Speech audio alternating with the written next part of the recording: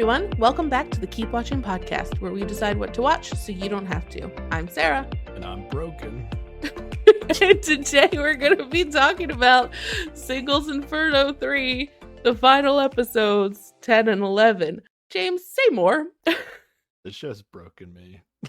Oh no. I don't know if it's just this show by itself or maybe watching Transit Love 2 and then this show, but this show has absolutely made me rethink everything about the world as I know it. Oh no. Are you coming over to the very, very cynical side where I live, where you don't actually believe anybody ever comes on any of these shows? I'm thinking maybe I should be more like Guan Hee. I feel like No, don't do that. I feel like we can't be friends. Work out better for you if you're more like Guan Hee. Don't do it, please. You're tall. That's it. You're fine. You're good. You're tall. That's the similarities that are only required. Yeah, I should be. There's so much more I could get away with because I'm tall. No, this is not the lesson. What kind of life could I be living if I only took advantage of how tall I was? Or should I go full Guan? This is your villain origin story, huh? Okay. Glad we're all here for it, I guess. This is the darkest timeline for sure. Yeah. Should I go full Guan Hee do? No, you should do none of these things. Be I don't know. Completely different from these men. They are awful. Yeah, but I don't know. Okay. Seems like it's just okay. You get scolded by the young female host on the show, but I mean, what's that matter, really? Right? I mean, I guess. I think now you've broken me. I don't know. Yeah, you should act like Guan Hee too. You're pretty tall for a woman. I guess it doesn't work the same tall way. Doesn't work the same way for women now. I guess so. Yeah. I think I also read that he comes from a very wealthy family, so it might also just be a lot of entitlement with the tallness, that he's just this way for that reason. Oh. Well, I think I said this to you, but maybe not on the podcast. There is I feel like there's like a thing about like pro athletes where like I'm assuming he's played basketball his entire life. So whenever he got like super serious about basketball, like he probably doesn't spend a lot of time with women, I have to guess. Oh, yeah. You know? And from like his perspective, he probably thinks this is what you're supposed to do.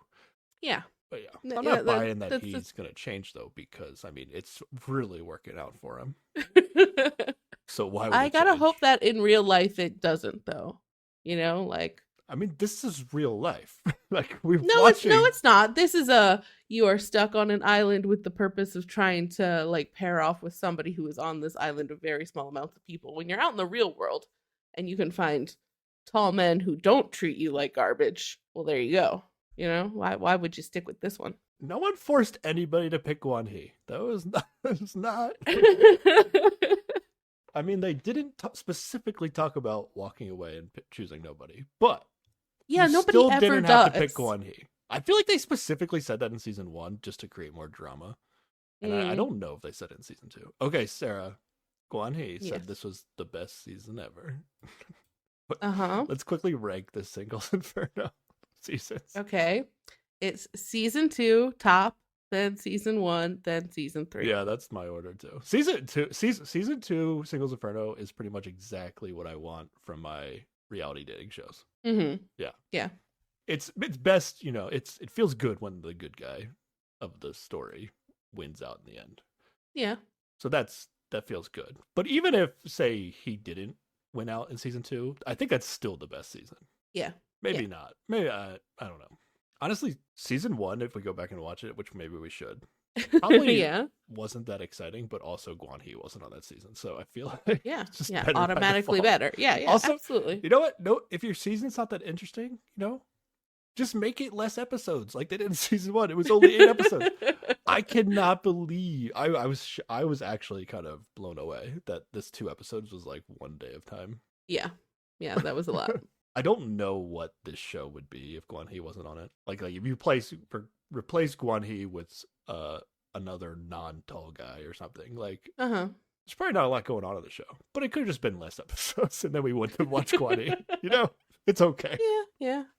I don't know. Maybe something would have happened between Ha-jung and Habin over time, or something. Or oh no, Habin. Maybe. Okay. Haben was such a casting dud. Yeah. I'll say this. This is gonna sound really bad, but I think it's actually true. Okay. I think Haben was a worse casting choice than Guan Yi. Oh, well, now wait a minute. My mental health says no. That can't be true. Haben was such a zero. I think Haben might actually have been the worst casting in Singles Inferno history. Ooh. Solid maybe, except for Guan Yi is I mean I can't, like, I just cannot say that he's not the worst. But like at least he gave you something, you know. Yeah, he did make TV. Haben, I don't even know why he was there. Like, why did he? He was there because he's an actor, and that's why. Like, yeah, but he definitely hurt on the show. He absolutely hurt his acting career. Yeah, you would think he would at least act a little better. You know, he could have pretended to be interested in people in a way that was compelling, and he didn't. His way through a reality TV show. Yeah. And also, all the girls basically talked about how they didn't like him. So it's not a good look. Not great. Not a good look. Yeah. So usually, you know, before we start the podcast, I go through the comments and, you know, really, I've read all the comments already. But usually I go through, you know, I pick out some phrases with some specific things. You know, I'm broken. I can't really mental through that right now. I'll say this is my, without giving anybody any specific credit, this is my summarization of the comments. Okay. There are people like us. And I'm happy that everybody commented. I'm not none of my broken frustration is directed at commenters. This is all Guan Yi's fault. Yeah. Well, it's Singles Inferno's fault. It's Singles Inferno's fault. Okay. Okay. But yeah, there are people like us that want less Guan Yi. There are people that enjoy watching Guan Yi because he is the drama of the TV show. Yeah. And then there are people that I think actually were rooting for Guan Yi, and Hye-sung I think was the big one. I'm not sure if it's from a perspective of like they just want to see Hye-sung get the guy in the end. Yeah. But yeah, I'm not really following that in terms of like her getting Guan Yi. They're like rooting for her to get what she wants, and unfortunately what she wants is Guan Yi, I think, is the vibe. Yeah. So, I don't know. I took notes for the first episode of this. Okay. And then we got to episode 11, and it was just the writing was on the wall as to the darkest timeline was. Yeah. We were in the darkest timeline, and it was obvious. I just couldn't bother taking notes anymore. Okay. Yeah. If this was okay, let me say that. This is so negative about this show that I still like the show, I'll be honest. Oh yeah. Here's the thing. Here's the thing about the show. At least it ended. Okay. You know, some shows that we've talked about in this podcast before, we soured on them in the middle of the season, and there was a long way to go. That's true. At least we didn't have 20 episodes of So I appreciate that, Singles Inferno. Maybe it was a little, maybe one episode less would have been nice, I think, on this season. Yeah. But the biggest thing for me is I just didn't care. I didn't care who he picked. Like that's the biggest difference between season 2 and season 3. It's not even about who got coupled up at the end. Like if Jin Young if Seolgi picks Jin Young in season 2, still an epic moment because I was so invested in that decision. Like I cared so much who Seolgi was going to pick, and it made it super great that she picked who I wanted her to pick. But this whole time, I didn't care. I didn't care who Guan Yi was going to pick. Like, I mean, honestly, the best scenario would have been if him just like turn around and not choosing any of them, because at least they wouldn't have gotten picked by Guan Yi. Like, but I knew that wasn't going to happen. Like, right. Honestly, like if you listen to this podcast, we made this show 10 times more exciting than it was by talking about all these hypotheticals of what could happen, what would make the ending good, what like it feels like maybe we actually might get an ending that will like, but no, it was just straight Singles Inferno. It was the darkest timeline all along. Yeah. And no real surprises. Yeah. Just I'm broken. Yeah. So yeah, you know, as we go through this, I might try to, you know, see the Guan Yi side of things, just so maybe I can become a cooler person. No. Okay, well, I'll try to stave off your villain origin story as long as possible, and we'll see where we end up. Okay. Yeah. Yep. Do you have any specific comments you want to mention? Well, your brokenness, I think, has broken me. Okay. So... Good. Yep, I'm just here to break every listener, If you make it to the end of this podcast, you're the true fans of this podcast. Okay. I don't know what we're gonna talk about. I don't have notes out on episode 11, so you don't have notes? Yeah. Okay. All right, there's one shining light of awesomeness throughout all this that we'll get to. And that is? We'll get to it. Okay. Let's not spoil. Let's not talk about the best part of the show right now. Maybe we should. Should we? We've been so negative. Okay. Sion and Minwoo. Oh, yeah. Probably the most likely to remain a couple in Singles Inferno history. Ooh, do you think that's true given that she didn't know he was younger than her until the very end? Do you think that's going to change things? It could, but I would hope not. But yeah, it definitely could. I would say they're certainly the cutest. I've enjoyed watching them interact once they finally actually started talking. I just think choosing each other without going to paradise is like a big deal. Yeah, they are nobody else has ever done that. And kind of crazy. It's like Sion kind of locked in on. Oh no, they both had options too. It wasn't like like they both went to paradise with other people. Yeah. And they still chose the person they didn't go to paradise with, and I think that's pretty meaningful. I said, like, just get rid of paradise on the show. It's like, and honestly, it's like it's the original concept of the show, but it's not built into the title of the show. Like, it's called Singles Inferno. It's not Singles Inferno and Paradise. Like, fuck Paradise. It could be Singles Inferno without Paradise. Inferno is only really Inferno when compared to Paradise. It's not that bad. Yeah, I know, but it's still better than going to Paradise. Yeah. Okay. Yeah, they could still stay within the Inferno show. Yeah. Do we need to talk about last time? Okay, so are we going play by play here? What are we doing? Sarah, tell me what we're doing here. We can. Well, I mean, there's a couple chunks of things that I think are probably worth talking about. We got our preview last time that was like, oh no, Minwoo's gonna be terrible, and I mean, he's really not terrible. There was it was Guri that was terrible. Yeah, so we had couples in paradise: Haesung and Gwanhee, Hajong and Habin, Minji and Mingyu. There was the terrible sleep together cliffhanger. Spoilers: he sleeps on the couch. What a surprise! Yep. And then there was a crazy preview, which it was just well edited preview, but was ultimately nothing. Yes, I've been meaning to say this all season long, but I forgot every time. Okay, but Inferno Island, Inferno 2, definitely shaped like a penis. Oh, yeah. I was trying not to say it the entire season. Okay. I just forgot to say it. Yeah. Okay. When we were talking about how we've never gotten like an overview of where everything is on the island, I was like, that's because they don't want to do too many flybys because it looks like a penis. But then they kept doing drone shots from the sky, so I'm like, I guess that's not it. Episode 10 really opened up with a good shot of the island. The old island was shaped like a heart, right? Yeah, much cuter, much better for a romance show. But hearts are just shaped like butts, so. Well, that's true. Which is still better. So they went from butt than a penis-shaped island. Yeah.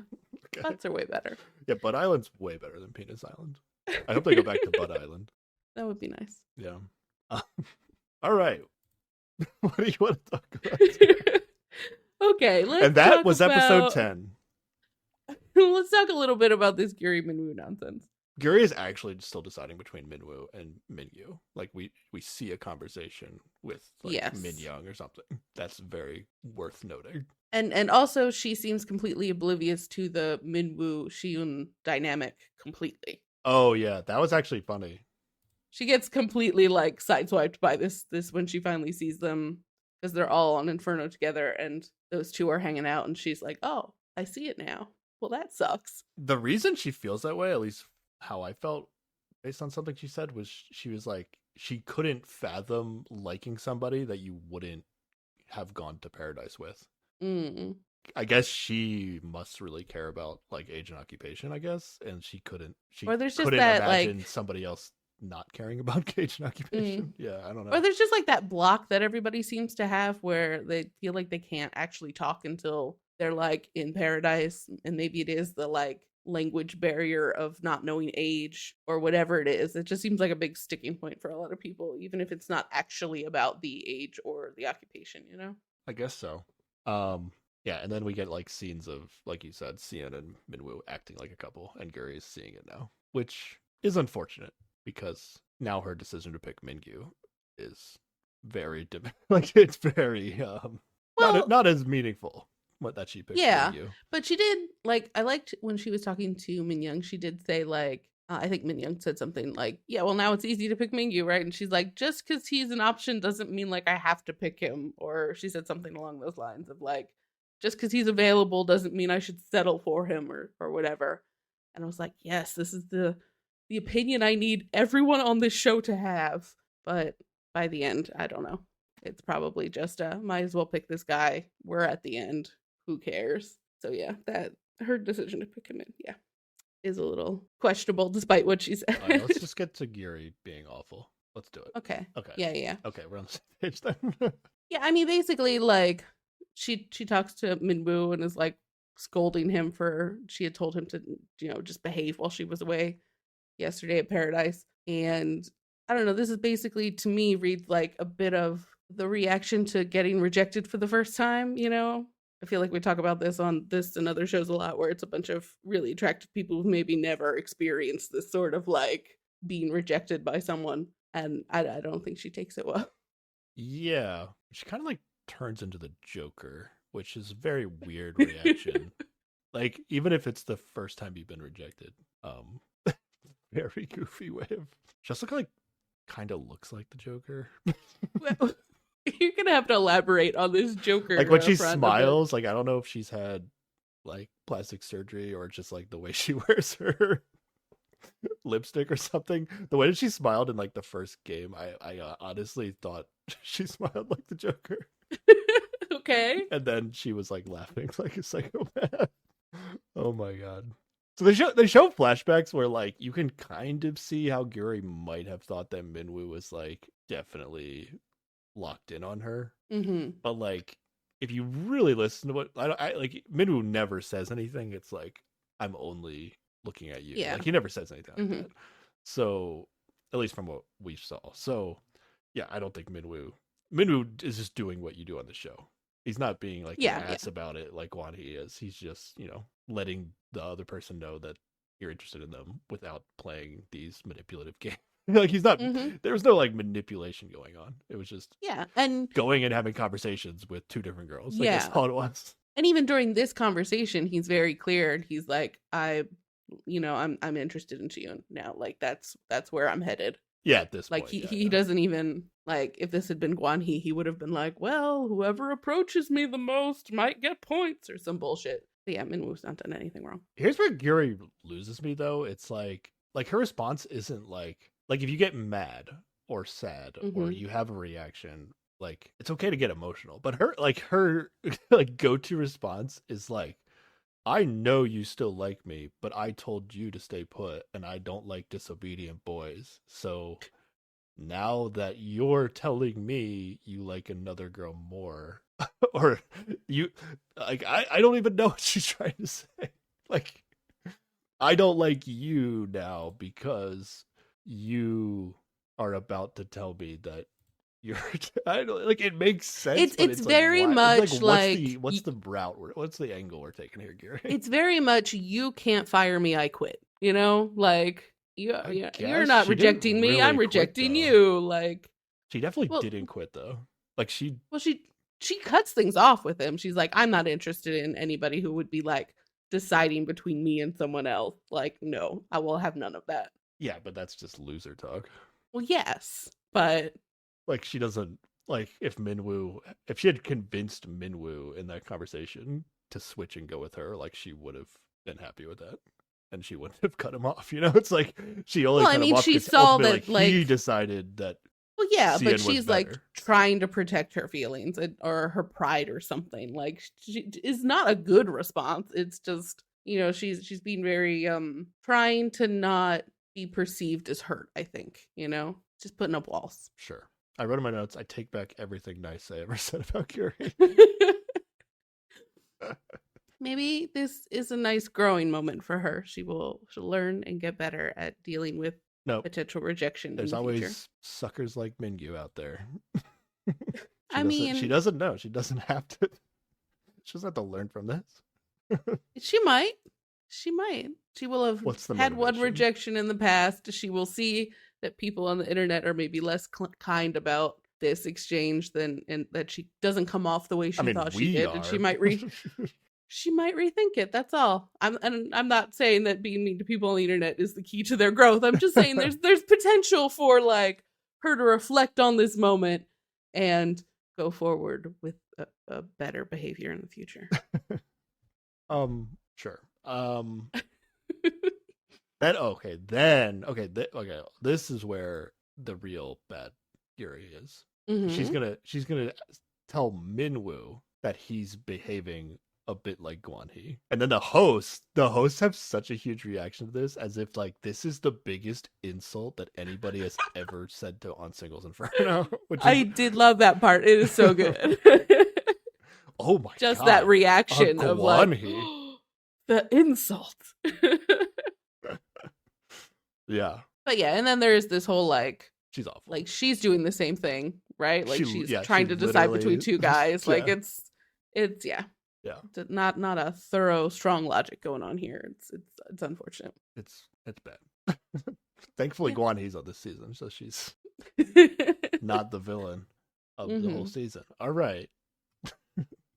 Yeah, by the end of the show, it's like 3 people I like. Okay. It's like really low. It's like it's like I can't remember if that's better or worse than Translate Love 2, but yeah, it's literally like Cian, Minwoo, and Mingyu, right? It's like Jinsuk and Minyoung? Oh yeah, I guess that's fine. Okay, there's like 5. Okay, that's good. That's the best. Yeah, like short of the cuteness of Siyun. I mean, none of them were main characters, but it's fine. Well, yeah. But I mean, they behaved reasonably. They got together. They exited successfully. I can't be mad at them about it. Jinsuk and Minyoung, I don't know. I guess I'm just not buying it as like a thing going forward. Well, I never buy any of these as a thing going forward. You just gotta suspend that disbelief a little bit. Yeah. All right. What's next? Yeah, the Cian crying thing was just like her being a little upset that she didn't get to talk to Minwoo as much as she wanted to. Yeah, and I feel like they definitely took the audio from a different time that she said she was crying for the preview. That's like definitely she possible. said something like, "I can't believe I'm cried" or whatever, and that's definitely from earlier in the season. And I was thinking, there's like scenes in previews that they've shown that we've never gotten. Like there's definitely a part where they were showing, maybe it was just a teaser for the whole season, but they were showing like the top part of some guy's chest being massaged, and like some woman was saying that he has a nice body, and like that we never saw. And I'm like, way to lie in your preview show. We never saw Ha-jong cry in Paradise, which I'm pretty sure was part of the preview. Oh yeah, also that. Now it may have happened, it just didn't make the edit, but it's like it feels a little disingenuous to put it in a preview and then not show it. And I feel like this season has been worse for that than previous seasons. Mm-hmm. Yeah, but then Cian does decide to go interrupt Minwoo. Basically, like Cian just wants to spend time with Minwoo. That's what that's all this is. Yeah, I feel like she builds up her strength of like, yeah, I am gonna go interrupt them, and because normally she's just very timid. This is a great edit moment where they like show her going to a door and opening it, and then it's actually not Minwoo and Gary talking inside. It's like, it's Jinsuk and Minyoung. That was a great edit moment. I like that. That was pretty good, yeah. But then Jinsuk and Minyoung encourage her to go interrupt Minwoo and Gary's conversation because they're just there to have fun at this point. Yeah. And then they all wait outside. We see Gary take off her mic. That's how much she couldn't handle not being first place to a guy she maybe might like a little bit. Yeah. And then is like, he's all like shocked because he's like, "Are you allowed to do that?" He wants to follow the rules, but she's like, "Well, we're done talking." But then she like won't let him leave. Like she just keeps like him there, even though she's like, "Yeah, I don't need my microphone because we're done talking." It was very weird. I don't know why he doesn't leave. I guess he just feels guilty, even though like we don't. I haven't seen anything that he should be guilty about, but I guess she said the G word, and then he started feeling bad. So second guessing everything. Yeah. But yeah, then when Min Young does peek in and is like, hey, are you done? Can I talk to him? Gyuri's just like, no, you can't. Like she's trying to keep him there to keep him away from Seon. Oh yeah, I said Min Young. Yes. Seon. Yeah. Yeah. No. Is what my shirt says. Yeah, no, you can't. Well, that's better than mine. I like that. Wait, what was yours? It's just no, you can't. But yeah, no is sassier and funnier. Yeah, I like that. No, you can't. No. But Minwoo was like, "Don't worry, there won't be much longer." Yeah, I don't think he stayed much longer after this. Yeah, it's hard to tell. If he had any feelings for Gyuri, he shouldn't anymore after this conversation, right? Yeah, I would. I don't think he's staying because he might still like her. They kind of tried to like swing it like that for a second, but then it was like, yeah, okay. I think it was just an awkward situation he did not know how to exit from. Yeah, and then Seon grabs Minwoo immediately. They talk. Minwoo just tells her exactly what they talked about, like a normal person. And she's like, I wasn't even worried because, I trust you. And I'm like, oh, look at this. Modeling good relationship behavior. Gotta love it. Yeah, she did say I trust you a lot, which made me feel like maybe too much. She may have said too much, but like I don't think she had to say it's okay, I trust you. It's like you could just like play it a little bit cooler and maybe not act like you were on the fence of about to be really upset or whatever she was. Hey, of all the reactions in this episode, I'll take it. It's a reasonable reaction to the situation. Cutest couple in Singles Inferno history? Without, and we never saw them in Paradise. Never saw them in Paradise. Yeah, they're pretty dang cute. Let's go. You're the one for me. They both say that to each other. And then they agree to spend all day tomorrow together. Let's go.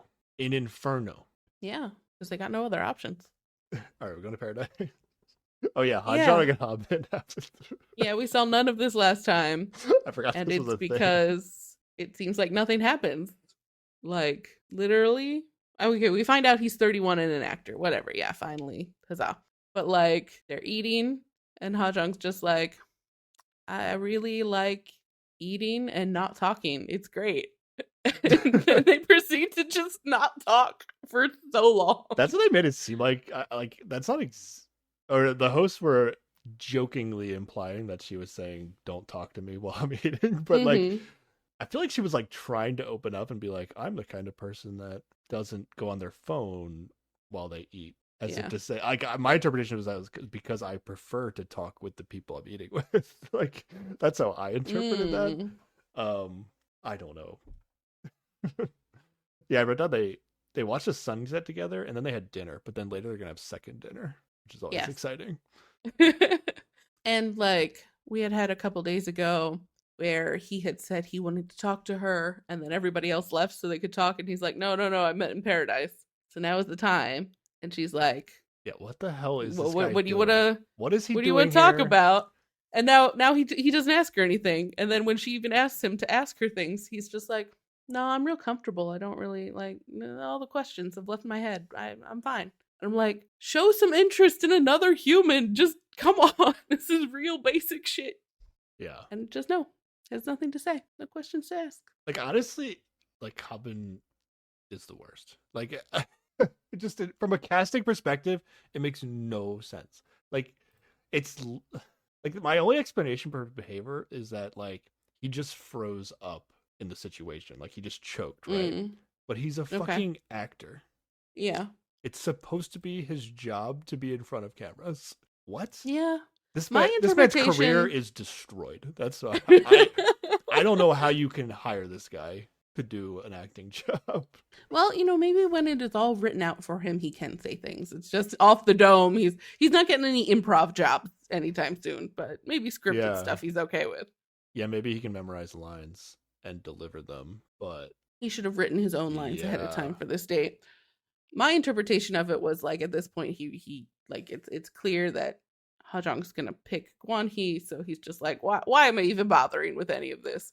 And I'm just like, because you're in a room with another human being, and even if you're not gonna date them, might as well get to know them. Like just take an interest. Come on. Also, if you can't beat Guan Hee, that's honestly like a huge can't even think right now. It's a huge like strike against all the guys on the show that 3 women chose Guan Hee over. Like, what? I'm so broken right now. And we gave Hye-sung like the like we cut her some slack because like she hadn't seen like the worst of him. But by the end of this, she is going to see the worst of him. Yeah. But definitely. like maybe there wasn't there wasn't much time left in the show, but like the only intrigue in episode 11 was like, oh, like is Guan Hee gonna pick Hye-sun, but Hye-sun's gonna be like, nah. Mm-hmm. And the producers knew that was the only intrigue going into the final decision, and they told her, like, yeah, why don't you just milk this getting up from the seat a little bit to make it interesting? Oh, they definitely like were like, wait a minute, no. Okay, now you can go.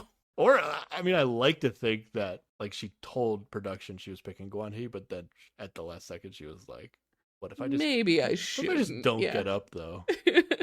That would be interesting. And what if like, okay, maybe this is what happened. What if she sat there for like 5 minutes and was like, I don't really want to get up anymore, but then the producers eventually like were like, you have to. Yeah. But then Guan Hee sees all of that shit, and then he still has to pick her. Oh, yeah. That's pretty great. How long was she sitting there for? And was it a real moment or not? Maybe it was. Honestly, I wish if that happened, I wish they would have just like broke the fourth wall and let us see like production talking to her. Just like prove to us that she refused to stand up. Yeah, I think the whole thing was just production because like what Minji gets up first, and it even takes a while. Like basically Minji has to get all the way there before Hajong gets up, and it's not like we had any doubt about if Hajong was going to go or not. I think production was just literally like, wait, you can't go until she's all the way there. Okay, go. And then did the same thing for Haesung, just because they wanted to make it more dramatic than it was. Yeah. We'll talk about what we the ending if we prefer season 1 and 2 or this one. We'll talk about that at the end. Okay, we done with this stage. Hajun literally is like explaining. Oh, there was a moment where Hajun was explaining like the candy thing to him, but she leaves out the part where she's still interested in Guan Hee. I mean, except he totally understands it. He's like, you think so? Okay. I think like he's like, well, maybe not that she's still interested in him, but because he's like, oh, you were interested in Guan Hee, and then she's like, yeah, but then I got into a fight with him, so I didn't give him a candy. But like, totally, doesn't really fully explain that she is still all in on Guan Hee, which from that story it made it sound like she wouldn't be. But given earlier in the date, like she talks about Guan Hee at least twice, and it's like you can tell. I think I would hope that he has that much awareness that he can tell that she's still definitely into him. I don't know. Haben refers to her as my good woman at one point in my translation. Oh, gross. I forget if he was like tired and drunk or both. But they were talking about earlier in the season how like when he got drunk at the thing, all the women were like, wow, he was really unattractive when he was drunk. My good woman. Ugh, gross. At least that's what it was translated as. Yeah, unless I missed it, that's not what my subtitles I don't know what you have to say in Korean for to be that, yeah, to be interpreted that way, but yeah, he says a lot of words that don't mean anything, and then Hajun is like trying to teach him. Mm-hmm. They got to confessional in the middle of the day, and Hajun was like, "Yeah, it was pretty disappointing." I'm telling you, this guy was, yeah. Well, like it even ended with him just like walking around the room saying stuff that made no sense, and she's just like, I'm confused, I'm going to sleep now. Like she was just done with it. Yeah, if you get like another Haben and replace Guan Hee on this season, it's probably worse. We have even less intrigue in this season, I think. I guess nobody's picking Haben. Nobody, no, not even if there's two of them.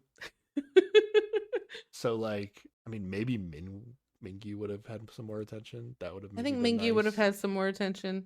Yeah. Maybe Jinsuk would have had some more attention, depending on. I don't know about Jinsuk, but yeah. I guess everybody was announcing him and Minyoung as a couple real early, so it would have been hard to break into that. It would have been nice. Like Minwoo's story ended up being good, but like, yeah, if the three girls didn't have Gwanhee, would they have like divided among Mingyu and Minwoo, and then it maybe would have been interesting? I don't know.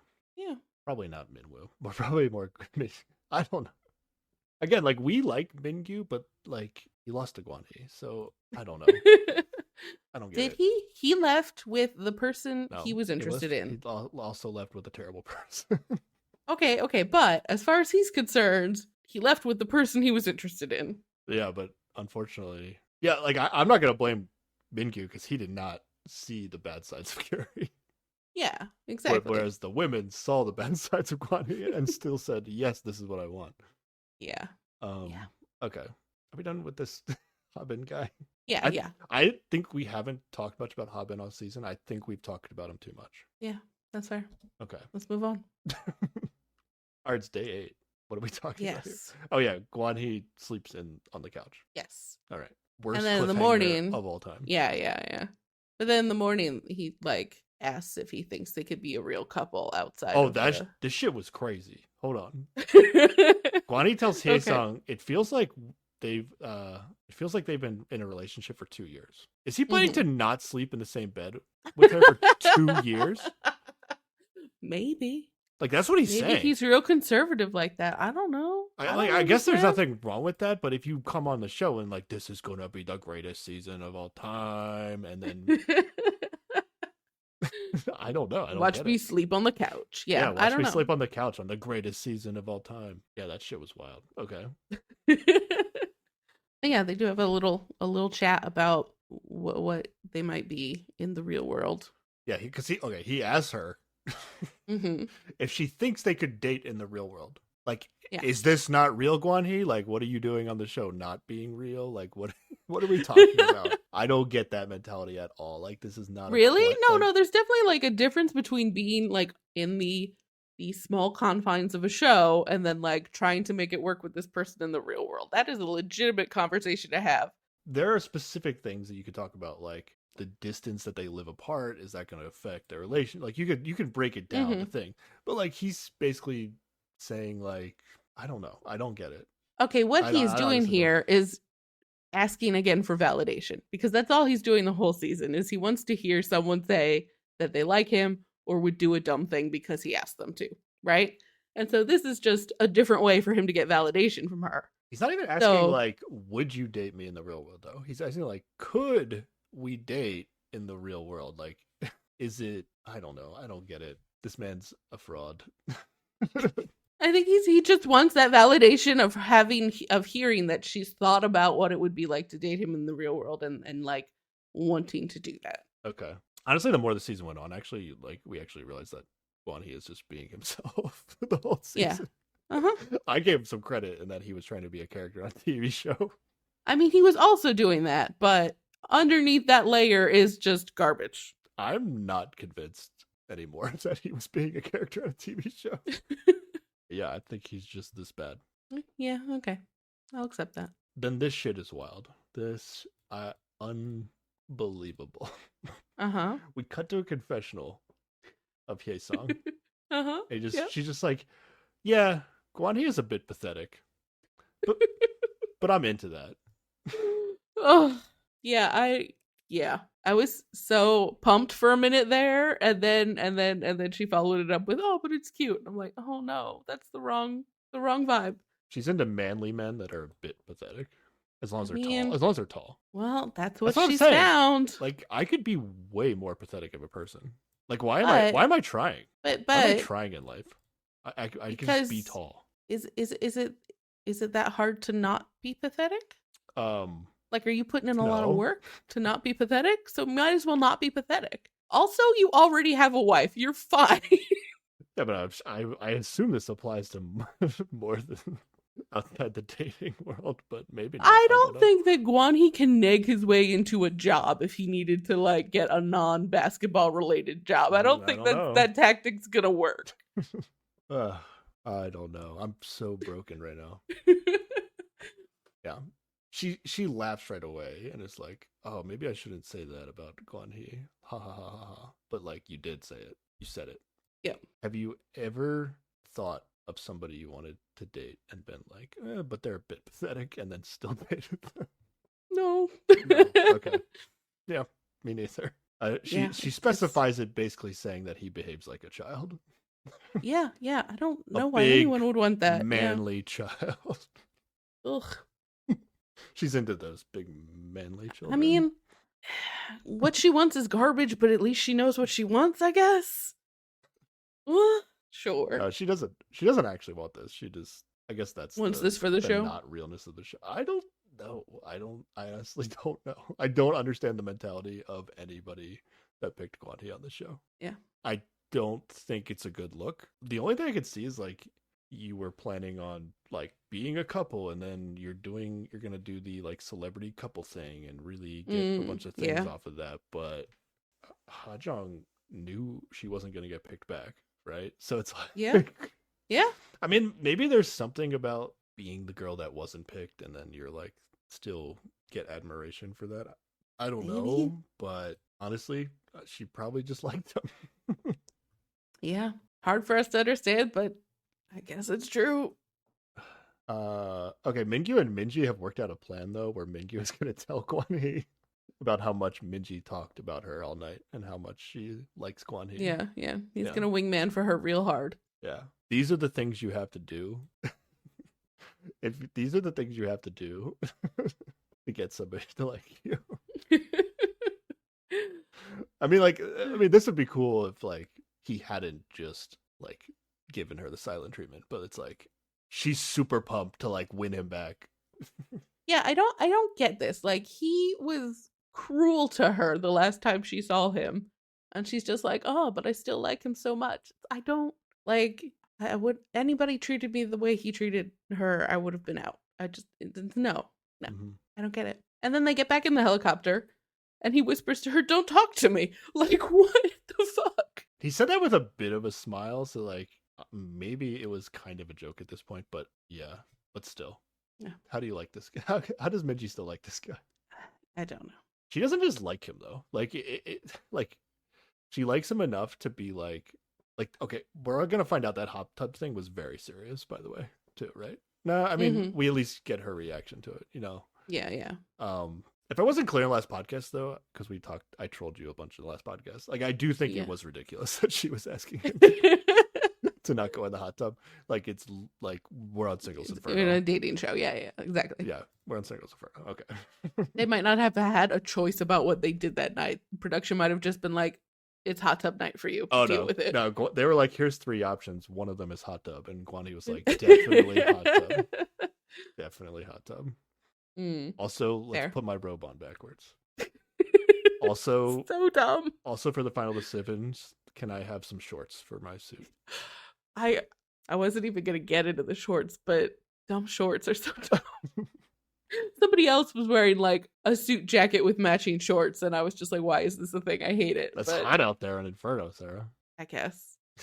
But then, like, it's the shorts with the suit jacket that's killing me, you know. All right, let's get back to Inferno. Okay, everybody knows about Sienna and Minwoo now. Basically, okay. Yes. Yuri is her decision has been made for her. Minji finds out about the hot tub. That was kind of funny. Only because she was very serious. She was not happy about that. But you know, she does the same thing as Ha-jung though, where you know, if a guy does something and it bothers you, the only reason it bothers you is because you're just jealous, and that's how you know you really. That's how you know you really like him. That's how you know you really like him. Yeah. Gross. See, these are the tactics I need to be learning. No. They're so effective though. Come on. They are effective in this weird scenario, and even if they are effective in the real world, you don't want to be this person. You want to be better than this. Sarah, your voice sounds a little different today. Does it? Yeah. You trying to nag me now on our podcast? Yeah, it's not bad. Okay. Wow. This has been a fun exchange. What's another Guan classic line that I could say? The not bad, like the "you don't look too bad today" is the one I remember the most. But you can't see me right now. So, ha. Well, yeah, that's why I said your voice. It's not I know. bad Yeah, today. yeah. Voice doesn't sound bad today. Those all those other times I talked to you. That's a big compliment coming from you. Oh right? yeah, I did forget that is a big part of finishing that statement. Yeah. Yeah. Don't worry, that's a big compliment coming from me. I'm gonna try that on people, see if they like it. Podcast canceled. Yeah, if you could go back in time. If I could go back in time, and choose a different person to podcast with. Maybe your best friend or somebody. Oh yeah, of course, yeah. Who would you choose? Who would you choose?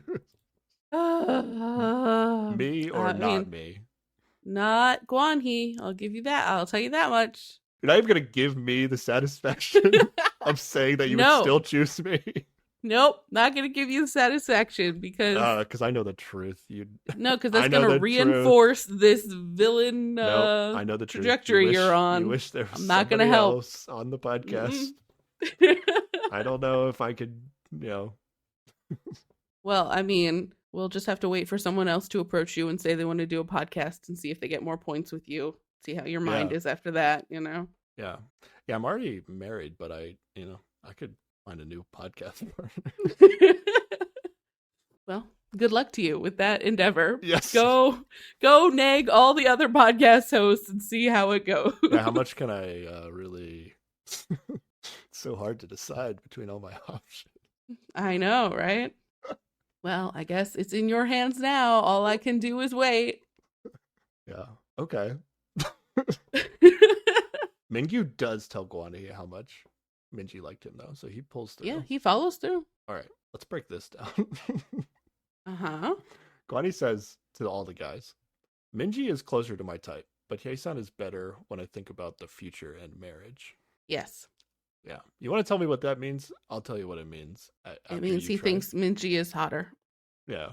Hye-san is like the loyal to the fault, so I want to marry her, and then I want Minji to be my mistress. That's what that means.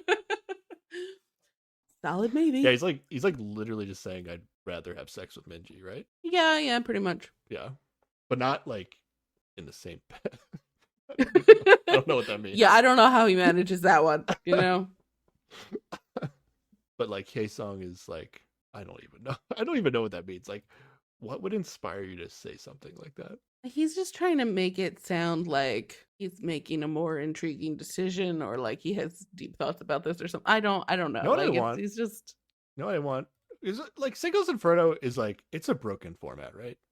I think it's broken. It's broken. Okay. Like, we like the aesthetics of it. I mean, it gave us one good season, but it very much relies on luck in terms of getting a good narrative. Like, like I think I said this before. Like, they put Guan-hee on the season. Like, I don't know if they planned on Guan-hee being like the guy that gets 3 women to like him. Like, I kind of hope that production was like, yeah, we'll put on this troll, and then like he'll make good TV, but like he won't be the main character.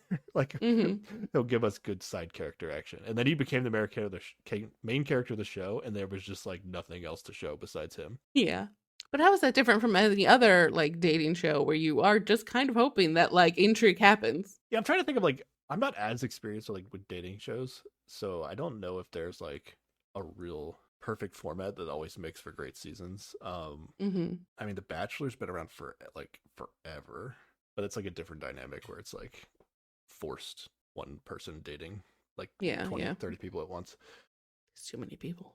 Yeah, I want some sort of like combined Survivor based, but like you're only competing for love show. Like, honestly, that's what I want. Like, I like, how about a show where there's a lot more people, right? Because people are going to be getting voted out of the show. Okay. Like, let's say you start like with 20 people, but the only objective is really dating. Okay. But then you periodically like vote people out of the show, right? So you can vote people out because you don't like them, or maybe strategically, like you want to vote out. Get rid of a rival. Yeah, get rid of your rival, right? But then when somebody gets, like, if you vote somebody off the show, then like they have an opportunity to like invite somebody to leave the show with them, and then like that person can leave the show with them. You know what I mean? Okay. Yeah, yeah. So like you get that opportunity to leave with the person that's getting voted out. Mm-hmm. So like every vote out is like kind of a double interesting moment where like, okay, who's gonna get voted out? But then also if they get voted out, are we gonna get like a match at the end of the episode? Yeah. I don't know how many people you need, but And you could probably like add some more in as you go along. Yeah. If you need to like make a longer season or whatever, yeah. People can just vote out Guan. Like I think Guan He gets voted out of this season. I honestly think that. Like if you leave it up to the participants of this TV show, I think Guan He gets voted off the season. Oh yeah. And then Guan He can still have his moment where he's like, I choose whoever he felt like in that moment probably wouldn't have been Hye-sung. And then they could have left with Guan He. And then we could have just hated just them, and then we could have moved on. Yeah. Yeah, or you could have like all the, I don't know, like only the person that person chooses would have the opportunity to leave, or anybody could leave with that person. Like they have to like put in like, oh yeah, like they have to put in like I'm leaving if this person gets voted out. Yeah, and then like 3 girls decide to leave with Guan He, and it's like, ah, shit. Now he has to choose. I don't know. I feel like there's a more interesting way to do this than just put people out there and hope that it turns into something interesting. I am intrigued by this voting off and taking someone with you situation. That could be good. Maybe we just have to watch Love Catcher. We have to finish that show. We did say we'd go back and finish. Maybe that's the real dating show format that we need. We just haven't finished this season. Okay. All right. Where the hell was? Oh yeah, Minji's hot. Hye-sung is wife material. That's what yeah. Okay. Oh, but like when Mingyu tells everybody about like Minji like sobbing in the helicopter, Guan He's like, "Oh, I didn't notice." And then we get a confessional where he's like, "Yeah, I 100% ignored her in the helicopter because I was mad that she chose Mingyu." And like he's fully aware of that situation. He's being an ass on purpose. Like, it's so dumb. I actually believe that he didn't know that she was crying, but he definitely knew that, because the helicopter is real loud. Like he definitely knew that he was doing something, and he hoped that it would bother her, right? Yeah. But I don't think he thought it would lead to crying. I don't know. I felt like he actually didn't know, but it doesn't really make it. Like maybe it okay. Maybe it would have been interesting, like if he had noticed she was crying, and then what would he have done? But I feel like if he did notice she was crying, he still would have behaved the same way. So it doesn't really change it. It's just like I actually think he did notice. But yeah, the hosts really want to stop watching Guan He at this point. I feel like during these last 2 episodes, you could really tell that like production had been like, you got to be nicer about this guy, like because they definitely like say some nicer things about him and then like kind of laugh about it. Like you could see on their faces that they're like, they're kind of all aware that they don't mean exactly what they're saying right then. Yeah, I mean they kind of try to do that all season. The younger female host like straight up just says Guan He is awful, and like she pretty much sticks with it, and she doesn't really budge so much on that. But yeah, they see this thing where they like Guan He finds out that Minji was crying. They're like, oh no, now we have to watch another scene where he talks to Minji. Yeah, it's actually nuts how much the host hated him. Like, yeah, if this is your first time watching a Korean dating show with this host format, like this never happened. Never. Like they almost never say anything actually bad about any of the participants. I still can't believe that it just kind of ended in the darkest timeline, where it's just another season, normal singles Inferno. Nothing big happened at the end. All right, where do we go from here? Minji is still convinced Guan He is picking her, by the way. Oh yeah, she is totally sideswiped at the end. Like she doesn't see this coming at all. But yeah, I don't know. They go swimming for a while, and then there's an announcement that like, or it's the next day, and then it's today's the last day to be on dates before your final decision. So like, whatever. I feel like it was 9 full days, and then the 10th day is just like picking. Yeah. I think that's what it ended up being. Yeah. Okay. Now we're in episode 11. I have no notes on episode 11. Okay. And not in a good way. It's not because I have no notes because there's nothing to improve. It's just because I'm broken and I could not stand using my brain to break down every sentence said on the show anymore. Okay. So lead the way, sir. All right, we got some. What? I'll take us through. What could possibly have happened in this episode? We get some Jinsuk, Minyoung cute times. Their final sets of cute times. You know? Yeah. I mean, they're fun to watch. Like, what's weird to me is like Jinsuk like really won't drop this act. That like I don't know. I feel like Jinsuk is definitely gonna pick Minyoung, which we watched it, right? But I also feel like he doesn't like want her to be that excited about it. You know? Okay. Like that's the only reason I can think of why he's like still kind of doing this. It's a little like it was funny, but I feel like he's taking it too far. It's been going on for a lot of time. Yeah. I don't know if he's just one of those guys that likes to tease people a lot and like draws things out too long, or if it's just he's decided this is his bit for the show, and then when he's out in the real world, it'll be better. I don't know. I would maybe agree with that, except like there was a moment in time where he was like all in on Minyoung and he was saying like more cute things, and then Minyoung wasn't all in, so he like switched, you know? He didn't like go back to like saying the like I don't know. I think whatever happened with him and Minyoung, I feel like it was a big turnoff for him, but also like he's not interested in the other girls, so it's like he knows he's picking Minyoung in the end, but I don't know. I kind of feel like, but it doesn't mean anything. Like they're not going to be a real couple out in the real world. Yeah, like it doesn't mean anything, but also like he doesn't want her to feel like it means anything, basically. Yeah, okay. And she's a little bit like still trying to like be a cute couple in the TV show, and he's like, but I don't want you to get the wrong idea. So maybe we shouldn't do that too much. Okay. Yeah, that's the only conversation I had any notes about in this episode. Okay. Then we get Hajong and Guan Hee are hanging out. Also, Jinsuk and Minyoung are there.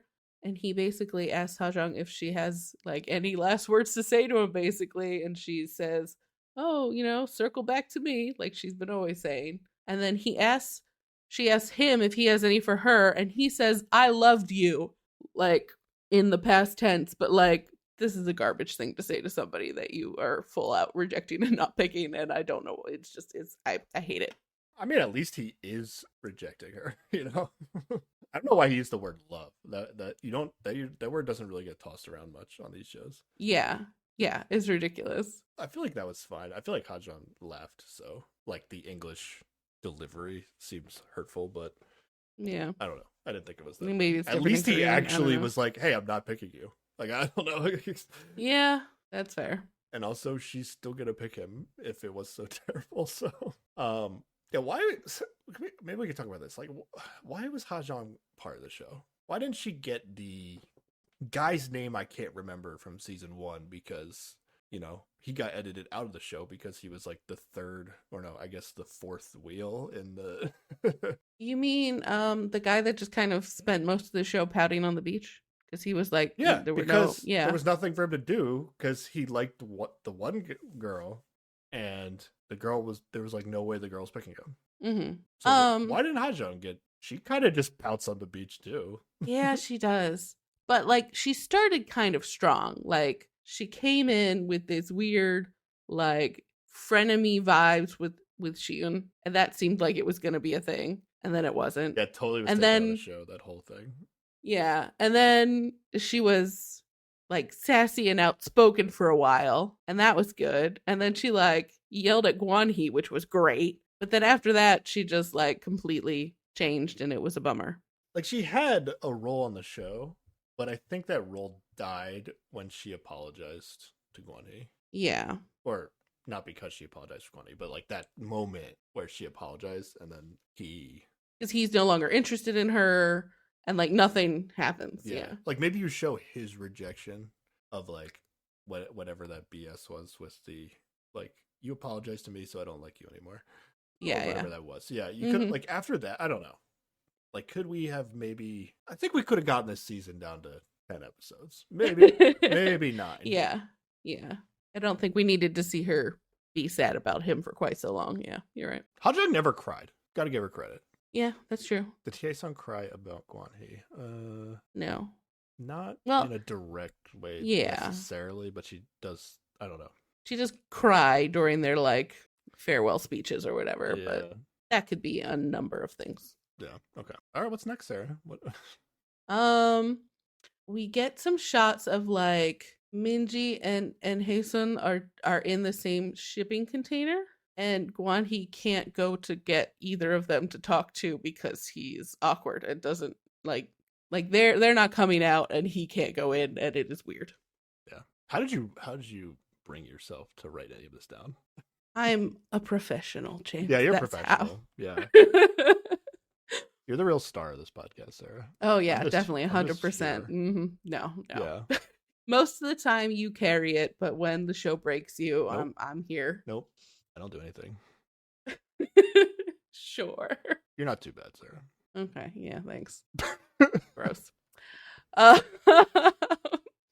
Eventually, we get some Guanhee and Minji talking, and he actually apologizes for like being shit to her in the helicopter or whatever. So that's nice. It is a strange turn of events, but it happens. Only because she cried. That's why I think he actually didn't know she was crying. Like if okay, I mean, I guess he might have apologized regardless. I don't know. I feel like the crying specifically made him feel bad though. Yeah. Okay, that's fair. Like he definitely still did it intentionally. So it's like, sorry for intentionally manipulating. I don't know.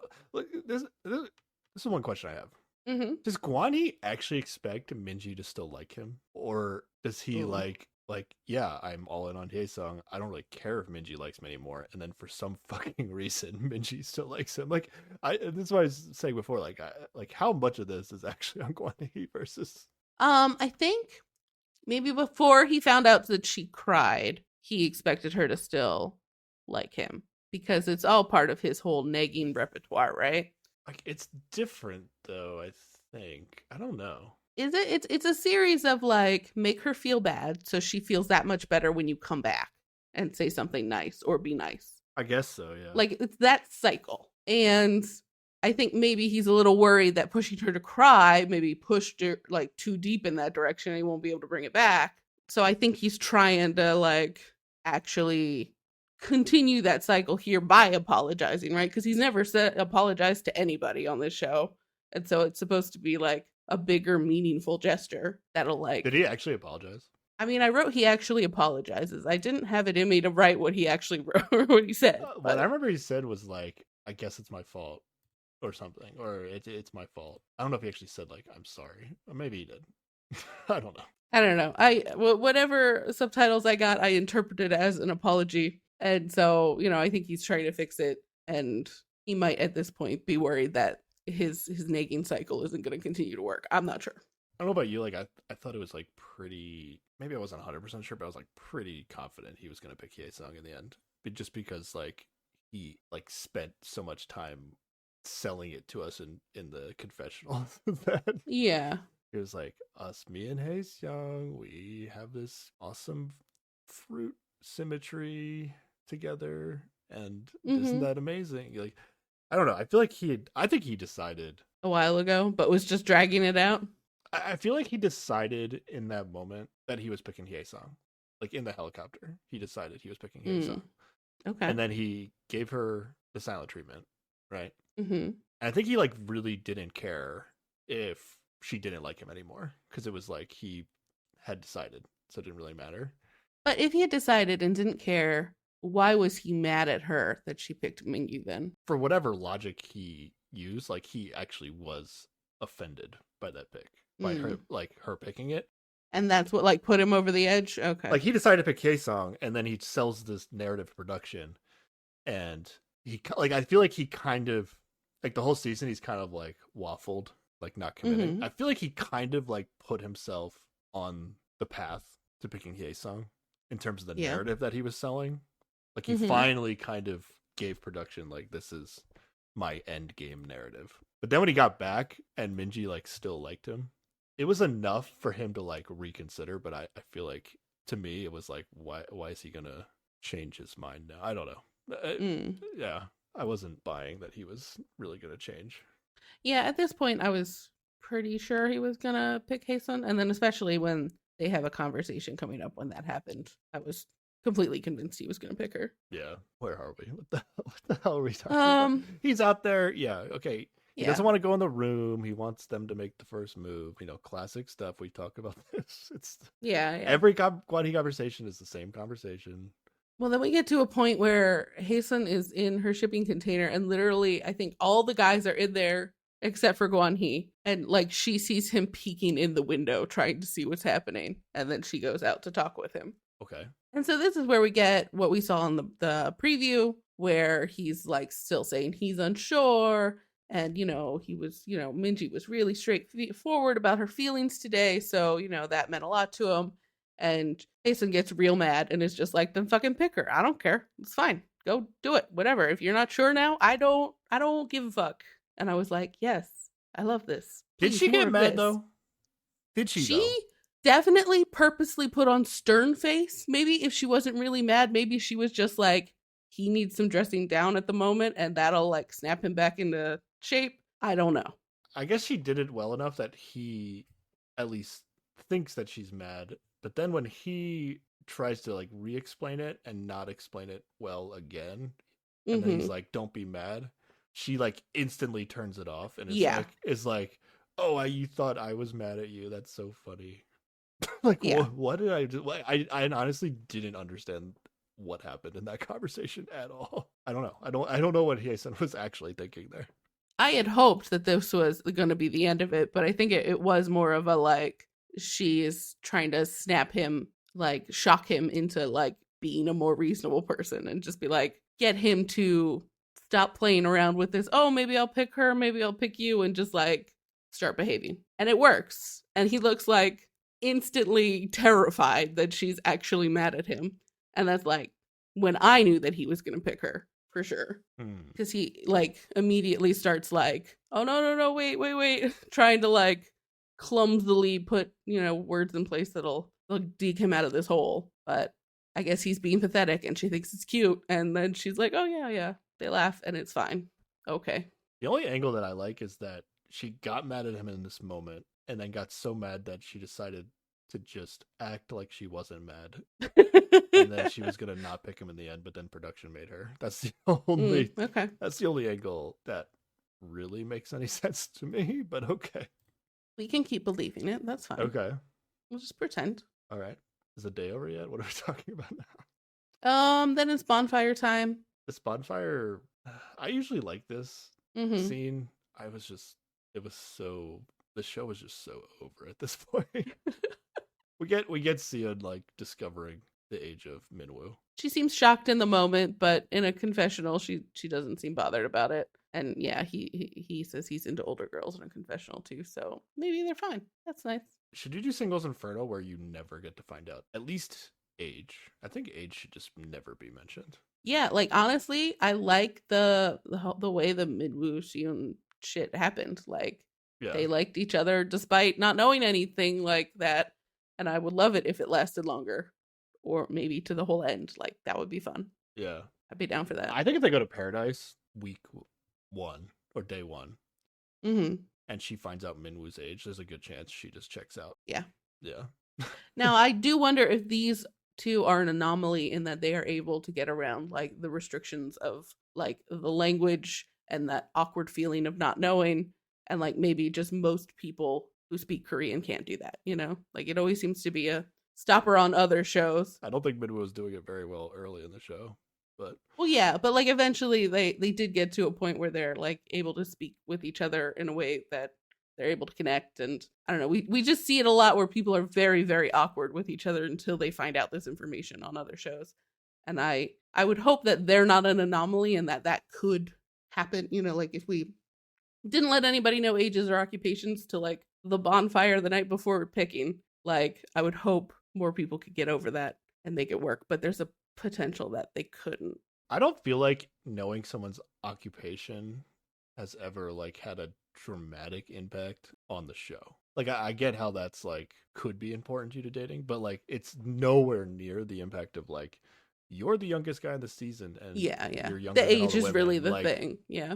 Like this is the first. Is this the first like youngest guy on the season's success story we've ever seen? Ooh. And it's specifically because his age was not revealed to the person. Yeah, I think you're right. Yeah. To the person that chose him. I'm trying to think. Yeah, I think it is. So yeah, I don't think any youngest guy has ever. I think it's worth knowing somebody's occupation, you know? Yeah. But that does, like, on these shows, you end up with a lot of students, and that sort of implies an age range. That's So true. I guess that that's gives it true. away a bit. Yeah. So if they just don't cast any students, we can get around that. Yeah, you could say like your realm of, like, if you're a student, you could be like, I'm a biochemist, but you're actually like a biology major, or like your plans is to be that, but you can't actually say like where you are on the path in your career, but you can say like what your career goal is, I guess. Or like what realm your occupation is in, like what field you're in. Yeah. All right, where are we at here? Okay, bonfire time. People are asking each other questions. It's not important. The only important thing is, like, Hae-sun cries during her they all do a little goodbye speech. And this is the thing that makes Gwan-hee cry. It's been in previews. It's been since the beginning. I've been waiting for it all season. It is horribly underwhelming because he's just like end of season emotions or whatever, and not because everything has fallen apart, which is what I was hoping for. The host did really good with this, though. I thought they had good commentary on this, because they were like, he's just crying because part of his speech was like, after this show, I have to go back and start training basketball again. It's going to be really intense. And they're like, he's actually just crying because he doesn't want to play basketball anymore. Like, yeah, he doesn't want to go through training. He doesn't want to have to train to be a pro athlete anymore. Like, he's done. As he's on this show, he's trying to relaunch he's trying to get a YouTube career going. Yeah, he's done. Yeah, he's with lost sports. his passion for basketball. All right. Then we get one final Gwan-hee and Hae-sun one-on-one chat where he's all emotional and he says he feels bad for like being shitty to her, and I guess this is supposed to make us all feel better about the fact that they leave together. I don't know. I think we skipped over the moment where he's like, he says something. Oh, when Hae-sun gets mad at him, he's like, "You're the third woman that's gotten mad at me this season." Like, oh yeah, there's a moment of self-awareness. Maybe it's yes, there is. Yeah, which maybe he would have learned something if none of those women picked him ultimately, but they all did. So why would he? I think we can all learn something from Gwan-hee. Yes, how not to be. No, clearly it's the opposite of that. I mean, you have to hope that, him and Hae-sung are not actually a thing anymore. Yeah. If somebody asks Hae-sung, if you could go back in time and change anything about the show, I think hopefully she would say, go back to the beginning, because I don't want to pick Gwan-hee on the first date. Because somebody else picked Hae-sung, right? Didn't Minwoo actually picked Hae-sung, I think, on the first thing. Like, the whole season could have been different if Hae-sung just picked Minwoo. False. No? Hae-sung picked Minyoung. Hae-sung picked Minyoung. I mean, Minwoo picked Minyoung. Oh, okay. Only one person picked Hae-sung? Okay. Yeah. Well, still. But then she could have stayed in, Inferno with the folks and gotten honestly, to know... is this all Hae-sung's fault? Like, if because in Gwan, he wouldn't have been in paradise, which means he wouldn't have had that thing like first meeting with Ha-jong. Yeah. I mean, there was no way for her to know, but maybe it is all her fault. Stayed on Loser Island. He wouldn't have gone to this other Inferno. Then he would have gotten what? Just who came over? I don't know. He would have had a lot less options. Yeah. Still might have ended with a Hae-sun Gwan-hee together at the end, though. I don't know. Maybe the Two Island twist was ultimately a dud, right? We don't want to see that again. Not in the same way. Not in the same way. I mean, they wouldn't, because it's like it loses the shock factor. But yeah, I didn't like that. Okay. Where are we? That's it. All right. Time for picks. Can we just be done? Can we be just? No. We need to talk about if we think this ending format works. Okay. Yeah. We talked about all the picks, right? We know who picked who. Yeah. You all know who picked who. You probably watched the show. We guessed it last week. It's fine. Either you've watched the show already, or you haven't watched the show. But the motto of our podcast is like, we decide what to watch, so you don't have to. You don't have to watch this. Okay? You don't. Yeah. If it weren't for this podcast, this is how much how bad you would not have finished. If it weren't for the podcast, I would have dead stopped watching the show like I would have just not watched the finale. I mean, I am not a completionist. Like what I would have done is I would have gone on the wiki, saw what picks there were, saw that he picked Hye-sung, and Hye-sung, like 3 girls picked him in the end. I said, I don't have to watch this. Like, okay. That's what I would have done if it weren't for the podcast. I would have turned it on while I was doing something else and half paid attention to it. Is probably how I would have finished it. No, this was so bad. But I turned on the dubs and just like listened to it. Yeah. Yeah. If this was season 1 of Singles Inferno, I don't think I'm watching season 2 of Singles Inferno. Yeah, that's fair. Okay. People let us know how you feel about that. I mean, I'm sure there are plenty of people that say this is the best season of Singles Inferno. Because, like, from a drama standpoint, I don't know. Was it that dramatic, though? Like, I feel like everything was pretty, like... It wasn't for me because I didn't give a shit about who he picked. So there was no drama for me. It was just like... I guess the only drama was who he was going to pick. But, like, we knew who all the women were going to pick. We knew who the rest of the men were going to pick. None of that was a surprise. There was no tension there for me. Yeah. If anybody thinks this season's better than season 2, I'll fight pit you over that. I'll fight pit you hard over that. That seems unnecessary. But hey, we didn't get a fight pit this season, so that's nice. Yeah. If only we did. The days where we could just complain about the fight pit on the show, I miss those days. True. Those were the good old days. Fair. That's fair. Now we have to complain about something that's not even fun to complain about. But instead, let's talk about this ending format. So like previous seasons, all the women were stationed at various spots on the island, and then one by one the guys would come through and line up in front of who they liked, and then the women would choose from who's in front of them.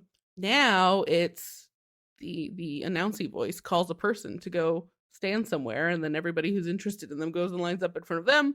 They pick, and then we move on to the next group. I kind of like it. Nah, it's better. I think it's worse. Really?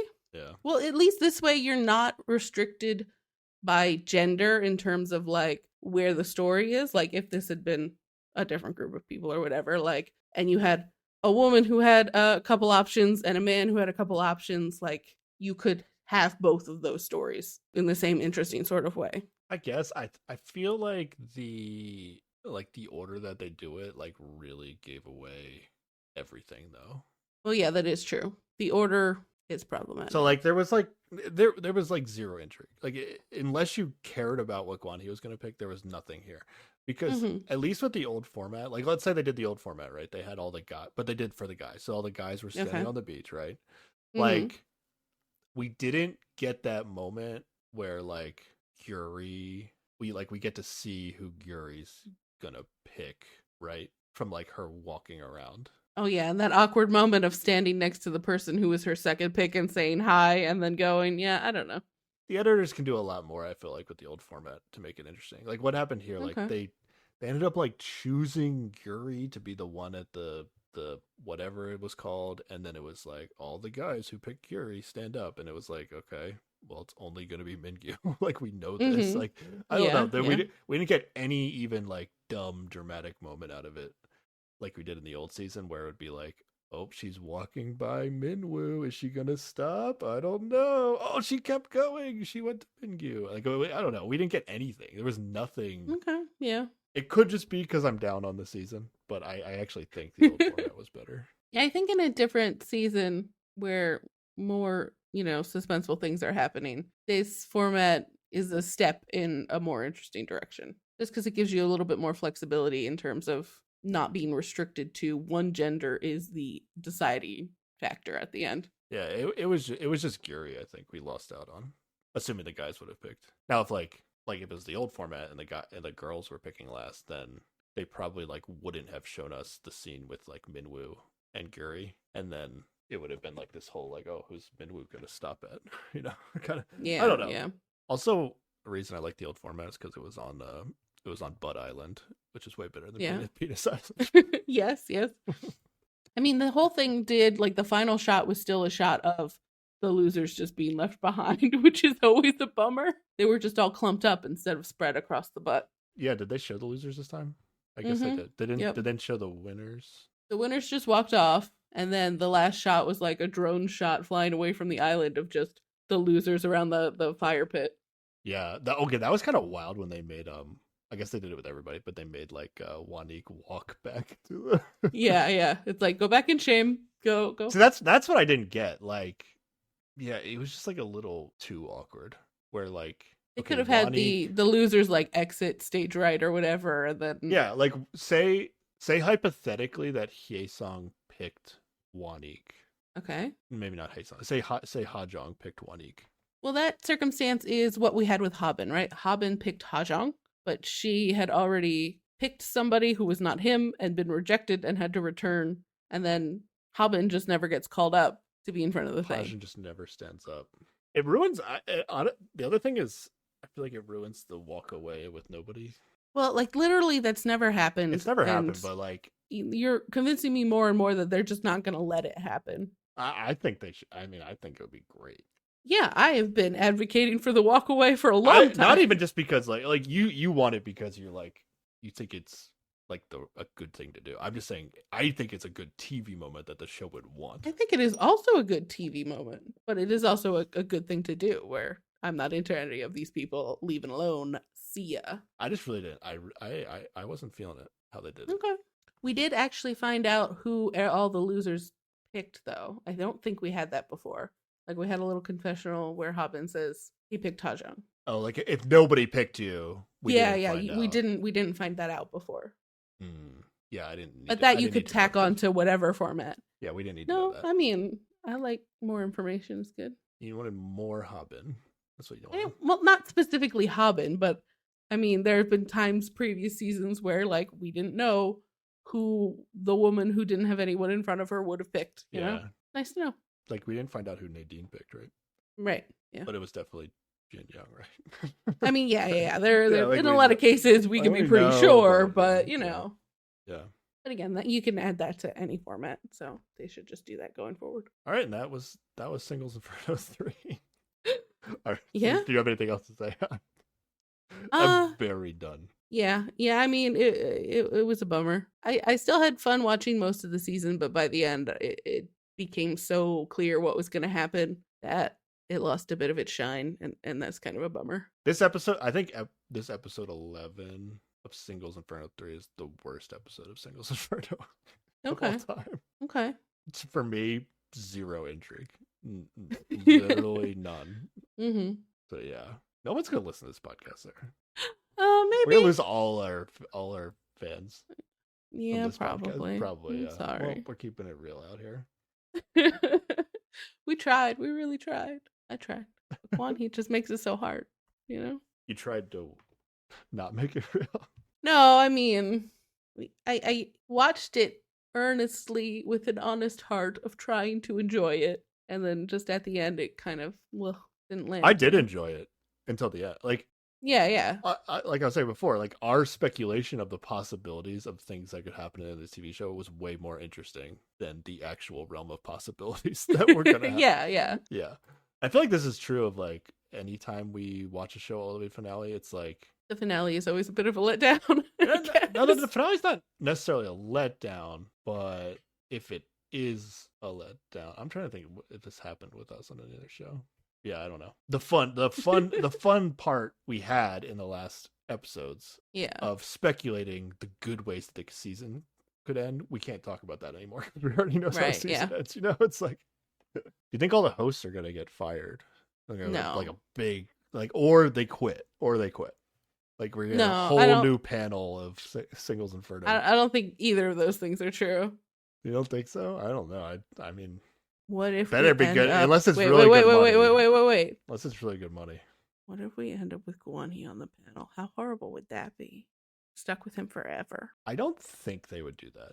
I would hope not, especially after he will have seen the rest of them shit talk him. So he will be, I think, unlikely to want to join that. Yeah. But I just had a scary glimpse of a potential future. If Guani's on the host panel, I'm not watching season 4 of the show. Yeah, that's gonna be I'll commit to that. Too hard. Yeah. So we know Singles Inferno is listening. If they want us to keep podcasting about this show. Mm-hmm. Yeah, take us. We want the island that looks like a butt, and we don't want Guan He on the show in any capacity ever again. I want to say I read something like they're not going back to the island. They're not going back to Butt Island. I think there might be some legal reason or something that they're not allowed to go there anymore. Find another island that looks like a butt. Just give me sandy beaches. Yeah, that's really the thing. This rocky beach is just ruin it. I don't know what to say. I'm broken. I mean, we did it. We talked broken.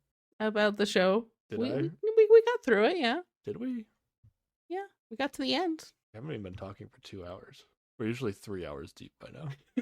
Yeah, it is a shorter episode. That is true. And I'll say we talked about this way too much. Like, absolutely too much. Well, how about we talk about what comes next? We talked about these 2 episodes and Hobbin way too much this season. I don't know, Sarah, what's next? I'm broken. I'll say this. I would like to watch a good TV show.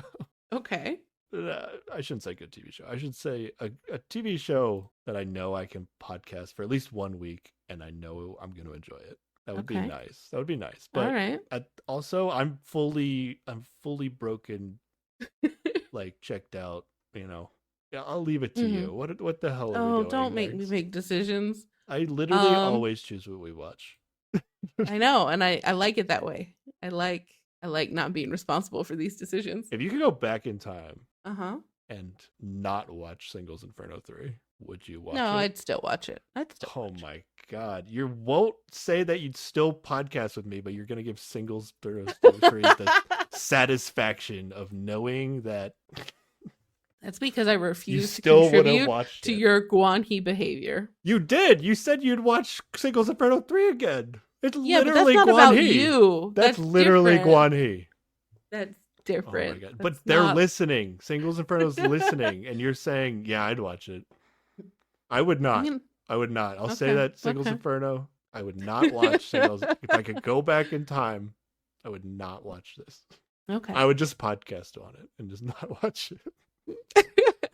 It would just be me telling you the story of Singles Inferno 3 and how there's this terrible tall man Guanhi. Yeah. And there you go. I wouldn't watch the last 2 episodes. That's it. I think that's where I would have checked out. Actually, I don't know. I am curious sometimes, like, where would I check out on this show if I wasn't podcasting on it? Yeah. I was pretty in on this show because we were watching it live, or like week to week, but as it was coming out, I until the end, I was convinced that something good was going to happen. So I would have made it 9 episodes in. Okay. And then I might have just looked up the ending after it came out. And decided if I should watch the end, honestly. All right. Yeah, what did you decide?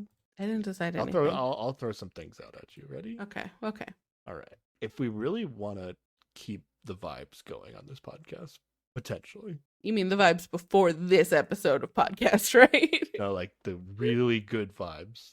Yeah. Right now. Oh, these right now. Okay. Interesting vibes to continue. Got it. Yeah. There is a season of Transit Loves 3 going on. Oh, that's started true. and is going on right now. How many episodes have come out? How many episodes are there going to be? I don't know. A handful. We just had to catch up and we can talk about that show. Okay. We do not have a good relationship with Transit Love. That's true. But I think some people want us to talk about it. Even though we really shit on even though we got real negative and people still want us to talk about it. It's impressive. It's just so long. Yeah. I would hate Singles Inferno 3 a lot less if it was 8 episodes instead of 11. I'll say that, you know. Yeah.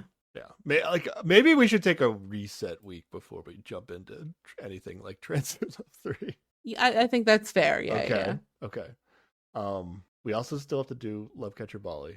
Yes, but that was going to be us wrapping up the whole season in one episode, right? I mean, I just kind of want to watch that show and see if it's like, is it the best show is it the dating show we've been looking for? Yeah. Yeah. Maybe not go episode by episode on that one because it's already come out. And then what was the other one people are talking about? Oh, we could do Singles Inferno 1. That might be good. That could be good vibes. Although that show's already come out. The show that's coming out this week that I know I would like is Traitors Season 2. Okay. Which is on Peacock in the United States. I've been trying to get you to watch Traitors for a while. So I know I would enjoy that. I think like 3 episodes might drop the first day it comes out. Like Friday, which is Friday the 12th, I think. Okay. So we can just do the first 3 episodes of that. I don't know how much people that watch Singles Inferno care about Traitors. Yeah, that's my kind of show. I mean, I'm watching the show regardless. I'm just trying to get you to watch it too. Honestly, is what it is. Maybe we do an episode of Traitors, see how it feels, and then people can let us know. Yeah, people definitely let us know what they want. Sarah wants to talk about what you guys want us to talk about. That's what I don't like to make decisions, so like tell me what you want to hear about. I'm mentally broken right now, so I'm willing to go with that. Depending on the show, I might not recover from. Yeah, so that's why I say we do a week that'll cleanse the palate for you. We'll do an episode about Traitors, see how that feels. And in the meanwhile, everybody who still wants to listen to the show after today, let us know if you're interested in Singles Inferno Season 1, finishing up Love Catcher and Bali, Transit Love 3, or, whatever else you're interested in, and then we'll see how the people feel and move on from there. Does that sound reasonable? Yeah. Or we could really roll the dice here. Okay. And go with a brand new show that is not a Korean dating show, and I've never watched it before. Okay. Called The Trust, A Game of Greed, which is on Netflix. So at least the same audience can watch it. Okay. Which looks like some sort of like Paradise Island situation, but it's just like random. It's not a love show. It's just like 11. It looks like it's 11 people, and they've all been put on this trust for $250,000, which they can split evenly. Mm-hmm. Or they will be given opportunities to vote people out of the trust, and then they would get a bigger share of the trust. I wonder what will happen. Yeah. But theoretically, they could just decide not to vote each other out and like all get $20,000 or whatever, like $250,000 divided by 11 is. So that is so little money compared to we just watched Squid Game the Challenge not too long ago, which is like $4.5 million. Well, I think Traitors might also only be for $250,000. Yeah, honestly, I think Squid Game's just the exception because it's based on a show, like a drama that actually had an amount of money in it that's large. So that's the only reason it's ridiculous. And Netflix is very invested in that. Yeah. I guess, this show's a Netflix show too, but they're not, they don't know. It's not based on a successful property. Yeah, exactly. Yeah, so we can wild card it and just watch a random ass show too that I'm slightly intrigued by, but could be terrible depending on who they casted to be on that show. There are other shows that I've checked out that like wild card Netflix reality TV where I was like, oh, this is an interesting format, and then I was like, and then they put together this cast of people. Jeez, like I would be embarrassed to be like, Sarah, we should watch this show because I feel like you would hate everybody. They're just like over the top reality TV people, essentially. Yeah. Which could be what this trust thing is too. What's the Netflix like casting strategy? I feel like they just have. There's a thing in the Squid Game casting where it's like check this box if you want to be considered for other Netflix TV shows as well. But I feel like they just kind of have like a casting pool, and then they have like. They just come up with ideas for reality TV, and then they just like cast from that pool of. I feel like people go on some of these shows and they have like no idea what show they're even on. Like they have nothing. Oh yeah. That's how Surviving Paradise was when I checked out that one on Netflix. It was like these people do not. They might know the name of the show and that's it. And the show. That's rough. If the name of the show is Surviving Paradise, I don't think like they had any idea that they would have to like go camping in the woods. Yeah. All right. So what the hell are we doing? What are we doing next week? Tell the people. I think we said we're doing Traitors next week. Traitors is great. Yeah. And then what comes next is sort of up to the people. Yeah. Let me explain Traitors. They'll just let us know. Okay. Let me explain Traitors to anybody that hasn't watched it. Yeah. Anybody that watched the Devil's Plan with us. Mm-hmm. The first game they play in Devil's Plan is this like mafia style, but it's like. There's like an infection, and then there's like, a bunch of different roles. Lot of but complicated roles, yeah. Yeah, but then there's also like quote unquote traitors who like are trying to make everybody die versus the people that are trying to cure the infection. Whatever, Yeah. That kind of stuff. That was one game of Devil's Plan. And then the next episode, they played a whole new complicated game. Traders is a like US.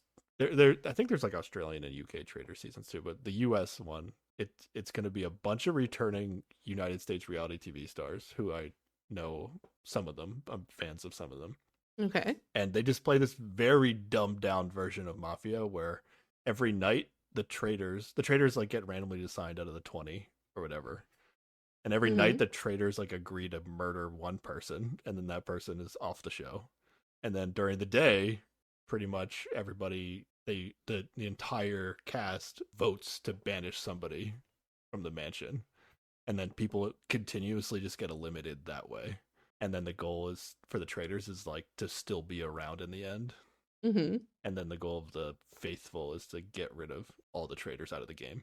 So just like a normal game of Mafia is pretty much. I guess, but it's like there's no special roles like for people, you know, like I forget how Mafia works, but isn't there like oh yeah, there can be other roles of it's not just things. like traders. This is very bare bones. Yeah, there's very bare bones. Honestly, the end game mechanic is like the coolest part of the show. Trader season 1, which came out last year. I was very impressed. I've watched reality competition shows for a while, and I feel like, you know, it's hard to beat the classics like Survivor and Big Brother, like the ones that those formats just work. But this one actually worked. Like I was impressed by. I think Traders is like going to be around for a while.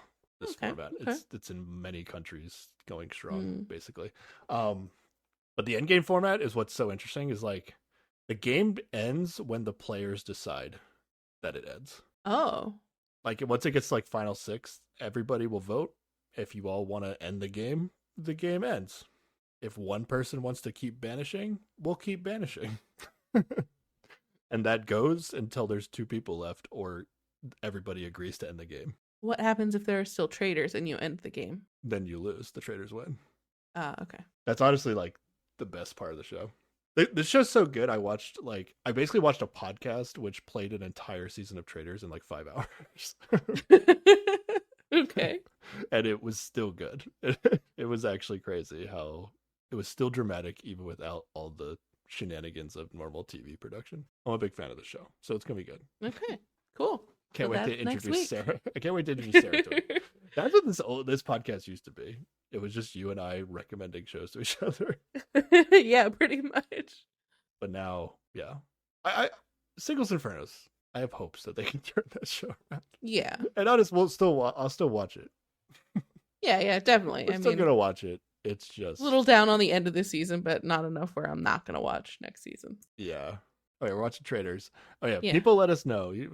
Let us know what you want us to watch. We'll just most comments on which show we should watch next. You could throw out a show we didn't even mention. Yeah, absolutely. Sarah just wants to know what people want to listen to. Yep. All right. Anything else? No, that's all it. Right. How can people comment at us? People can email us at keepwatchingpod@gmail.com, tweet at us at keepwatchingpod, Instagram at us at keepwatchingpod, or leave a comment under this video on YouTube also at keepwatchingpod. And if you have any words of encouragement to fix James after this episode or this season of Singles Inferno has convinced him that he should have a Guan He villain arc, you can leave us a rating or review on Apple Podcasts or Spotify. I need help to bring him back from this his villain era. I mean, who cares if you're a villain if you just like win at life, though, right? It's like, oh, I need so much help, guys, please. We have to fix this man. No one's gonna listen to this podcast except for the people that always listen to it, and then we're definitely watching Transit Love 2, by the way. I mean, Transit Love 3, by the way. Yeah, probably. Oh, it's predicted now. No one's making to the end of this podcast. No. It'll be funnier to listen to than it was to be the one recording. Well, only one way to find out. Yeah. What if I just had stopped watching the show and then I just got on the podcast? Well, then it would be me telling you the story of the end of the show. Yeah, but I didn't tell you I didn't watch it. I was just like, I didn't take any notes. You're going to have to leave it. And then I'd be like, yeah, that sounds about right. I would have had to look up the ending. I would have had to look up the ending, though, just to make sure it wasn't worth watching. Yeah. I think it would be better if you told me you hadn't watched it, and then we could come from the angle of me telling you the story of what happened. Okay. All right. I won't do that. I just thought I really wanted to stop watching it.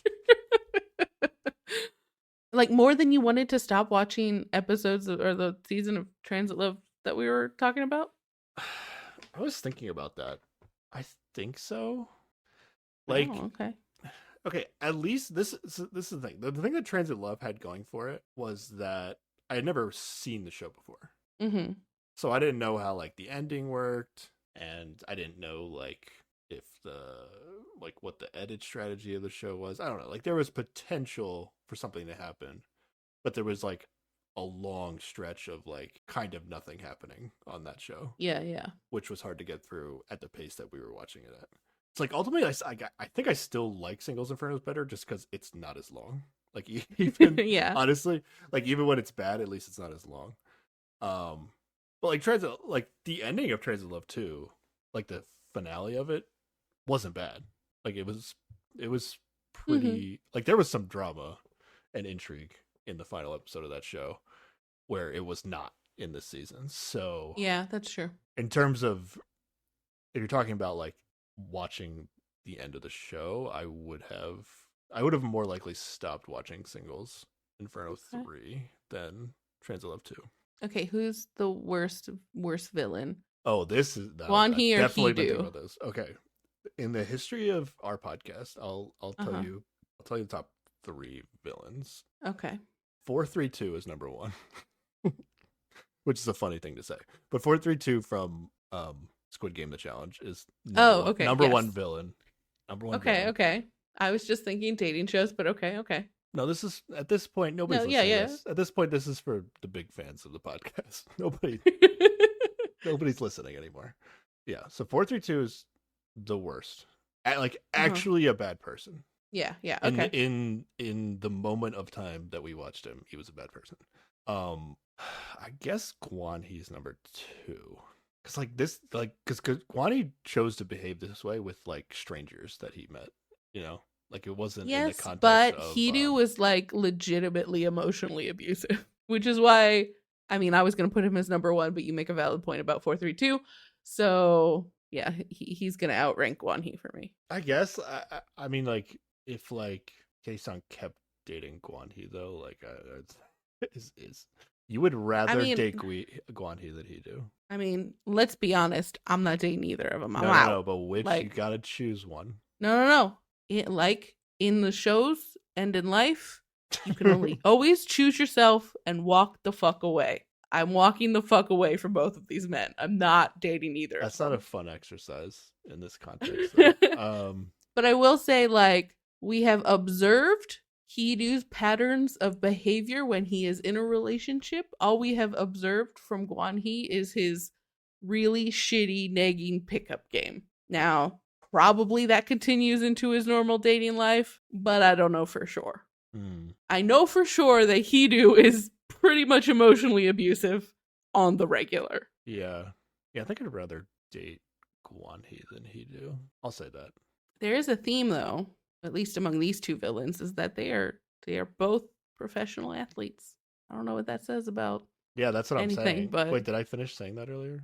I don't know if I even finished that. Oh, well, you said earlier that like it is likely that Guan-Hee has not encountered or spent a lot of time with women because he's been busy doing sports all the time. You go to work, you hang out with bros, you hang out in the locker room with bros, you go home, you rest, you work out with bros, you trade with bros, I think I that's a good observation. Any other pro athletes that we've seen on these shows? I don't think so. Yeah, it's a small sample size, but yeah, the two biggest villains, worst personalities on the dating shows were both athletes. Yeah. They just need to cast an athlete who doesn't suck, but yeah. I'm not saying all athletes suck. I'm just saying there's a coincidence here. Yeah. All right, who's 4?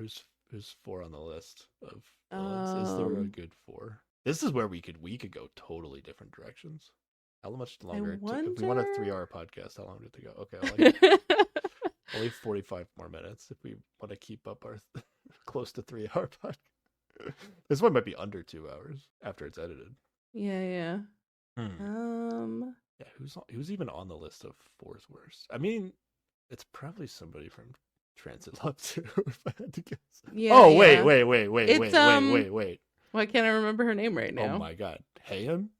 Yeah, there we go. It's probably Hayan, right? I forgot about Hayan. Should Hayan be in the top 3? I like people love Hayan, so this is very much just my perspective. But I don't know if Hayan's a villain as much as just like I don't understand her and I never will. Yeah. And she had some villainous behavior. She really annoyed me. Yeah. In that way, but it's a little different. Yeah. Who's like a yeah, there's nobody that really sucks. Like those are the top 3. Yeah, usually people are not that bad. Yeah. No, I've definitely said harsh things about other people, but it wasn't like, the entire season length of a TV show. Yeah. They have a moment of bad behavior and like on Singles Inferno, like by the end of it, like Yuri kind of sucks. But it's nothing compared to Guan-hee, so yeah, exactly. Yeah. All right, what's your favorite Korean dating show now after season 3 of Singles Inferno? Oof. Okay. For me, it might be Love Catcher in Bali, and I've only watched the first 2 episodes of it. I think it's not fair to pick that one until we've seen more of it. That's why I'm hesitant to pick it. I'm not going to tell you what you do what you want. I mean, Singles Inferno was the best easily the best if this season hadn't come out. Yeah, exactly. I think they can bring it back and it'll be better next season. So it's probably still going to be the one I look the most forward to. Yeah. Heart Signal, we never really hated anybody at the end of Heart Signal, right? Yeah, Heart Signal is solid. It's just a little too long. And I'd say the episodes are also a little too long because they spend so much time with the hosts guessing the whatever. If they got rid of that part, that would streamline things a bit more. Oh, that's the other thing. Like the episodes were longer this season too. Yeah, they were. Okay, I have it up right here. Season 1. Even if you want to say season 1 was boring, basically every episode was an hour. Mm-hmm. Some a little more, some a little less. 8 episodes. Yeah. It was fine. Season 2. Okay, season 2 was a little longer. But season 2 was so good that it deserved to be longer. And you know what they did? There was a woman on that season that wasn't even on the show. We didn't mess around with her at all. Mm-hmm. This season, they were like, let's make the episodes even longer and more episodes, and we have no content other than one person. Yeah. Eddie sucks. I still don't know if they knew how bad he sucked until the host told them that he sucked. So whoever was editing it had to have figured out that he sucked at some point. Like over the course of filming, people had to figure out that he sucked. But if say you've edited the show before, right? And then you're like, okay, this conversation, this person said something that was interesting or, gonna make people have a reaction. So I'm gonna put it in the edit.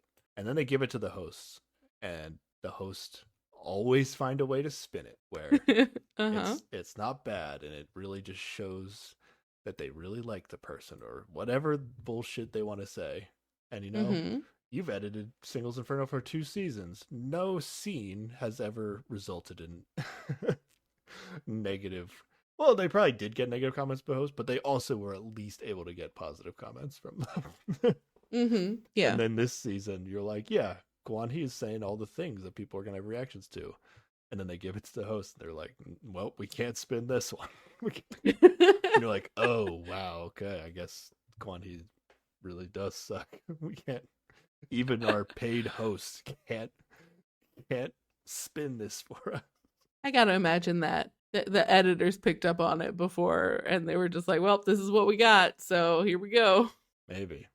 It wasn't a lot to show. If you think about it, sort of all the couples we got, Minyoung only went to Paradise once, and it was the first time. Yes. And then Minwoo and Seon didn't go at all. Not together, anyway. Yeah, not together. Honestly, Minwoo and Seon, they didn't even start talking until 2 episodes ago. The rest of the season, they just spent time looking at each other and not really. I think it was earlier than that, but. Yeah. Okay, maybe 3 episodes ago, but still, they did not do much for most of the season. Just get rid of Paradise. That's my biggest advice. It's usually the less interesting content anyway. That's what I think too. I was gonna say that, yeah. Oh, this paradise versus last paradise. Which paradise do you prefer? Doesn't matter. They were the same. They're interchangeable. They were exactly the same. Equally whatever. Mm-hmm. I was hopeful at the beginning that they were like going to go to places outside of the hotel, and that might be interesting. But I mean, they just went to restaurants, and it was whatever. Yeah. What they need to do is they need to, because like this show is very very cheap about like the things they do on Inferno. Like you could tell, like I think the only reason they didn't do the fight pit, I think you said this earlier, like the only reason they didn't do the fight pit is because they couldn't. It would have taken effort, like more than getting a shovel to make a fight pit on the island. Yeah. Like that's the only reason they didn't do it. Like, but imagine there was no paradise and they didn't have to pay for that shit.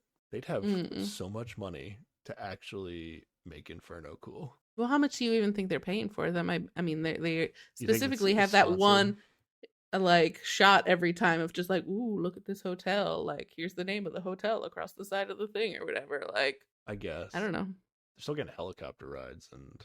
Oh yeah, that shit's expensive. I don't know. There's things they could do. Yeah. All right. Are you done? I think this is it. We've done it. Yeah. We've exhausted ourselves. We'll probably just edit all that out anyway. All right. I'm good. Yeah. That's it. We did it. We finished. Okay. Bye. Bye.